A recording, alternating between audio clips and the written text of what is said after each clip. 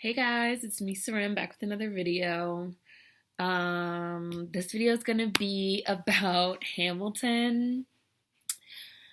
This whole story is really ridiculous to me. This was a reader request. Someone requested that I make this video. And when I got the email, I was like, this is so funny. Like, this is so hilarious. So Hamilton, for anyone that doesn't know, it's a Broadway show. It's like the hottest show on Broadway. It's been playing for, I want to say, well over a year now. Kind of just telling the life of Alexander Hamilton, who was a founding father of the United States, chief staff aide to General George Washington, one of the most influential interpreters and promoters of the Constitution, the founders of the nation's financial system, the founder of the Federalist Party. You know, he's a major, figure in American history, Alexander Hamilton. So Hamilton is a musical. It made its debut off Broadway in February 2015. It was transferred to Broadway in August 15th, and on Broadway it has received enthusiastic critical acclaim and unprecedented advanced box office sales, as well as a Grammy Award for Best Musical Theater Album. Right, so we're in 2016 now, so it's been well over a year that this show has been off Broadway and now on Broadway. It's been getting rave reviews. It's like sold out through 2017. As they head into the next season, they're about to redo the casting because typically, unless you're Rent and you have the same cast for like 10 years, a lot of the times these Broadway shows like to switch up the cast. So they had an open casting call for Hamilton. I'm sorry, I didn't mention the most important part of Hamilton. The most important part of Hamilton is that the cast members, with the exception of King George, the main cast members are mostly played by Black and non-Black Hispanics and Latinos, Black people and non-Black Hispanics and Latinos. I want to make that clear, like very clear. The only exception is King George, who's played by a white person. So the whole point of it, of Hamilton, and they also, he kind of like the music is like rap and like R&B, and it's kind of like a contemporary telling of American history from this racially and ethnically diverse cast. That is the point of the fucking show, okay? Like having historical figures that we know to be white being portrayed by Blacks and Hispanics, non-Black Hispanics. So that's the way the show has been running since it was introduced. So now that they're trying to get the new cast rolling, they have an open casting call, and they put on the open casting call non-white actors. Sorry, it's so funny.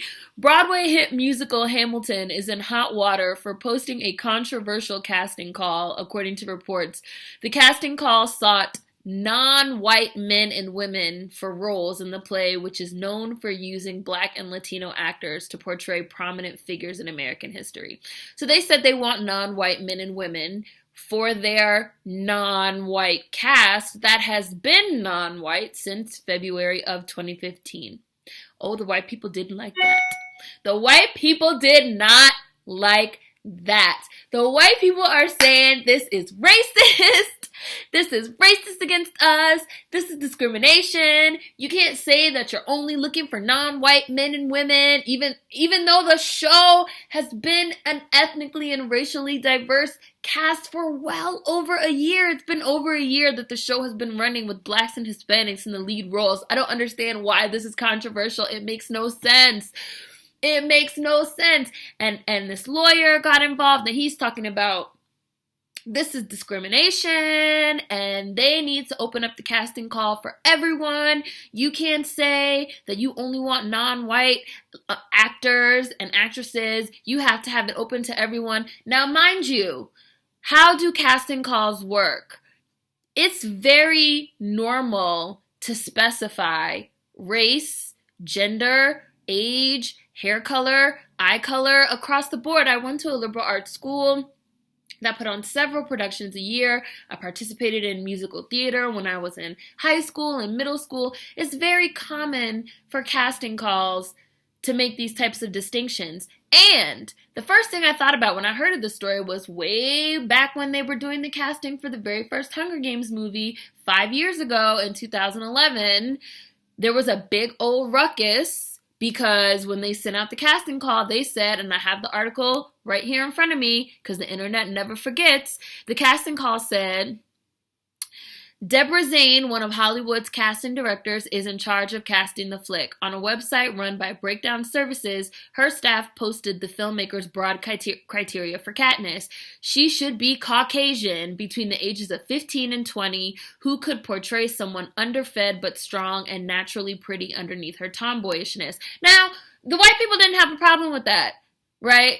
When the casting call says Caucasian, right? It's not a problem. When the casting call says Caucasian, they're just trying to find the right person for the role. When the backlash against that was because the book community said this is whitewashing of the role because Katniss is described as having dark olive skin and dark hair, and Suzanne Collins herself said that Panem is kind of it's hundreds of years in the future and it's kind of the results of all this race mixing, and there's no really clear cut races, which is why she went out of her way to simply describe skin tones, dark skin, light skin, hair color, eye color, so you could kind of make it up yourself. But they specifically said, Caucasian between the ages of 15 and 20, right?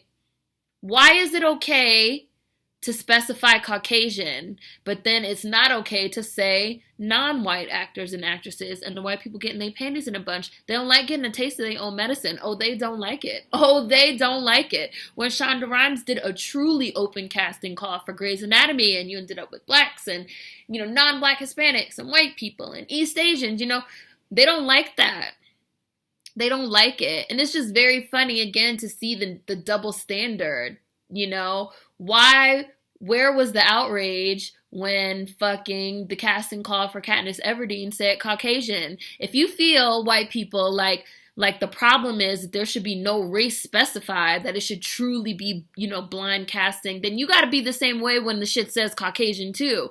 You can't just get your panties in a bunch because Hamilton, which has been running a non-white cast for over a year, now that, it's a big show and it's blown up, now all of a sudden, it's a problem, and they're sticking to the Hamilton casting, crew is sticking to it. They're like, this is the whole point of our show. The whole point of our show is to show American history from a diverse perspective with a diverse cast, with a cast that represents the way that America looks right now. So that's why we want non-white actors and actors, the same as it's been for the last fucking year, you fucking idiots. Like, the shit's wild. But it's just like so funny to see how white people lose their shit when they get a taste of their own medicine, because they're really mad. They're so pissed. Like, how dare you say that you want non-white actors and actresses? Excuse me, haven't you heard that fucking Broadway and the media is supposed to be for white people only? This is a whites only affair. This is a whites only motherfucking affair. Haven't you fucking heard,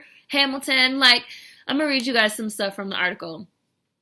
The show's producers said that they will stick to Hamilton's commitment to hiring diverse actors, adding that while they regret the confusion that has stemmed from the casting call, it is essential to the storytelling of Hamilton that the principal roles, which were written for non-white actors, excepting King George, be performed by non-white actors. That is the point of the show. That is the point of the show. And again, it's not the white people don't have no problem when Katniss Everdeen, who's written as racially ambiguous, when they send out a casting call that specifically says Caucasian, it's no problem. When they cast fucking Rooney Mara's white ass as fucking Tiger Lily in Pan, it's no problem. But when you say, well, we want some non-white actors and actresses for Hamilton, oh my God, stop the presses. Stop the presses. Stop the presses. These people have gone too far. They have gone too far. Like, come on. Although the post caused controversy, it is not uncommon for Broadway shows to specify the race, gender, and age range of desired actors. Despite being a common practice, human rights lawyer Randolph McLaughlin, white guy, said that the advertisement was unlawful as the show cannot promote its preference for one racial group over another. I don't know how a producer in the 21st century can think this is okay, he continued. Even when the intention is obviously good, you can't express racial preference. Now, where was Randolph McLaughlin, what the fuck ever, when the Hunger Games, one of the biggest franchises, you know, in the 21st century, Hunger Games, Harry Potter, Twilight, where was Randolph McLaughlin when the Hunger Games casting call said, looking for a 15 to 20-year-old girl, Caucasian? Where were you then? Where your ass was at? Where your ass was at, Randolph? Where were you? Where were you when the casting call said Caucasian? Oh, it's only a problem because this casting call says non-white. Where your ass was at? Where your ass was at? Where your ass was at? Do it again. This shit's absurd and it's so obvious. Yo, it's so obvious.